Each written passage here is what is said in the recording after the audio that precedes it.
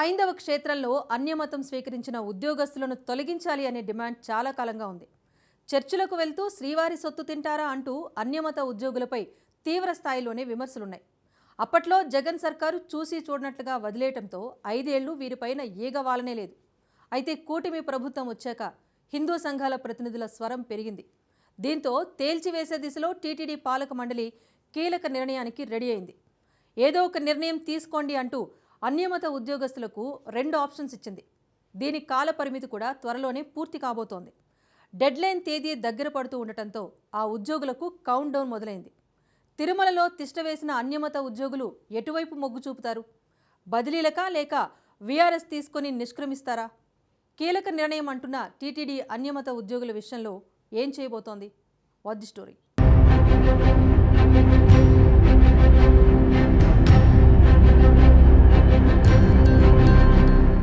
అఖిలాండ కోటి బ్రహ్మాండ నాయకుడు వెలిసిన దివ్యక్షేత్రం తిరుమల.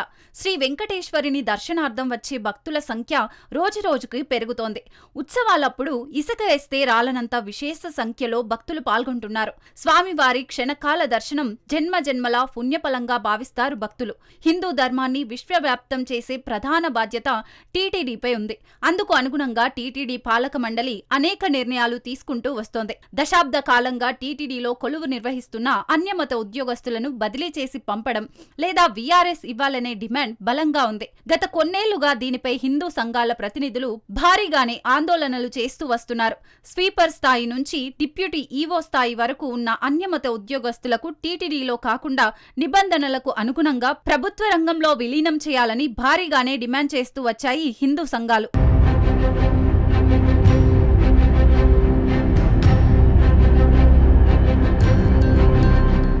గత కొన్నేళ్లుగా హిందూ సంఘాలు చేస్తున్న పోరాటానికి 2018లో అప్పటి టీడీపీ ప్రభుత్వం కూడా సానుకూలంగానే స్పందించింది. టీటీడీ ఈవో అనిల్ కుమార్ ప్రత్యేక ఎంక్వైరీ చేసి అన్యమతస్థులు ఎక్కడెక్కడ ఎంతమంది ఉన్నారన్నది గుర్తించారు. అయితే 2019లో ప్రభుత్వం మారిపోయింది. అన్యమతస్థులను తొలగించాలనే డిమాండ్ను జగన్ సర్కార్ చూసి చూడనట్టు వ్యవహరించింది. అన్యమతస్థులకు అండగా కాలయాపన చేసింది. అయితే 2024 ఎన్నికల్లో ఎన్డీఏ కూటమి ప్రభుత్వం అధికారంలోకి రావడంతో అన్యమత ఉద్యోగస్తుల విషయం మరోసారి తెరపైకి వచ్చింది. వెంటనే తేల్చేయాలన్న డిమాండ్ ఈసారి చాలా ఉధృతంగా వినిపిస్తోంది. టీటీడీ చైర్మన్ గా బాధ్యతలు చేపట్టిన బిఆర్ నాయుడు 54వ పాలక మండలి కొలువుదీరిన మొదటి సమావేశంలోనే సంచలన నిర్ణయాలు తీసుకున్నారు.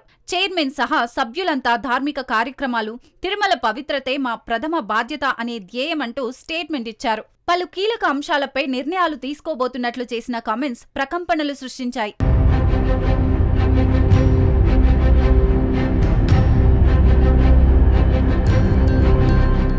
టీటీడీ చైర్మన్ గా బాధ్యతలు చేపట్టిన బిఆర్ నాయుడు ఎన్నో ఏళ్లుగా మరుగున పడిన అంశాలను తెరపైకి తీసుకువచ్చి చర్చకు అవకాశం కల్పించి ఆమోదించడం అందరినీ షాక్కు గురిచేసింది. అందులో కొన్ని తీర్మానానికి మినహా ఆచరణ సాధ్యం కాదనేది కొందరి వాదన. ఇందులో ప్రధానంగా అన్యమత ఉద్యోగస్తులపై వేగవంతంగా నిర్ణయం తీసుకోవడంతో మళ్లీ అన్యమత ఉద్యోగస్తుల ప్రస్తావన హాట్ టాపిక్ గా మారింది.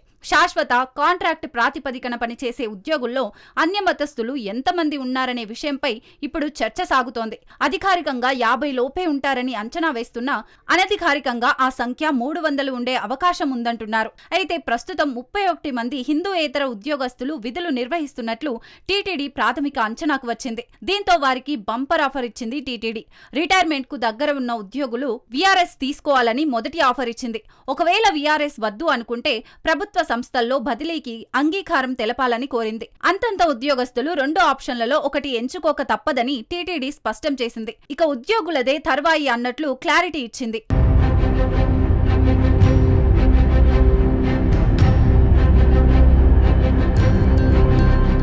హిందూ సంఘాల ప్రతినిధుల ఆందోళనలు, నిరసనల నేపథ్యంలో కొన్నేళ్ల క్రితం వరకు భయంగా చర్చిలకు వెళ్లి వచ్చేవారు అన్యమత ఉద్యోగస్తులు. ముసుగులు వేసుకొని ఎవరికీ తెలియకుండా చర్చిలకు వెళ్లి వచ్చేవారు. తిరుమల శ్రీవారి వద్ద జీతం తీసుకుంటూ కనీసం ప్రసాదం తినేందుకు సైతం ఇష్టపడేవారు కాదు. ఇక తిలకధారణ అసలు చేసేవారు కాదు. దీంతో వారిపై అనుమానం వచ్చిన కొందరు హిందూవాదులు నిఘా పెట్టారు. అప్పట్లో 74 మందికి పైగా అన్యమతస్థులు ఉన్నట్లు గుర్తించారు. ఆ వీడియో కాస్త అప్పట్లో వైరల్ గా మారి వారిపై వేటు వేయాలని బలమైన డిమాండ్ తెరపైకి వచ్చింది.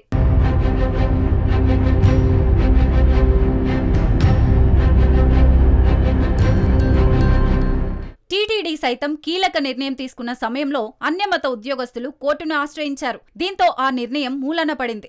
తాజాగా టీటీడీ తీసుకున్న నిర్ణయంతో మరోమారు అన్యమత ఉద్యోగస్తులు రెచ్చిపోతున్నారు. ఇంకేముందులే, మనల్ని ఎవరు ఏమీ చేయలేరు అనుకున్నారేమో బహిరంగంగానే చర్చలకు వెళ్తున్నారు. వెళ్లడమే కాదు, అక్కడికి వెళ్లి పాస్టర్లుగా వ్యవహరిస్తున్నారు. ఆ వీడియోలను హిందూ సంఘాలు మళ్లీ సోషల్ మీడియాలో వైరల్ చేస్తున్నాయి. టీటీడీ తీసుకున్న నిర్ణయాలను తక్షణం అమలు చేయాలని, టీటీడీలో పనిచేసే కనీస అర్హత లేని అన్యమతస్తులను తొలగించాలని డిమాండ్ చేస్తున్నారు.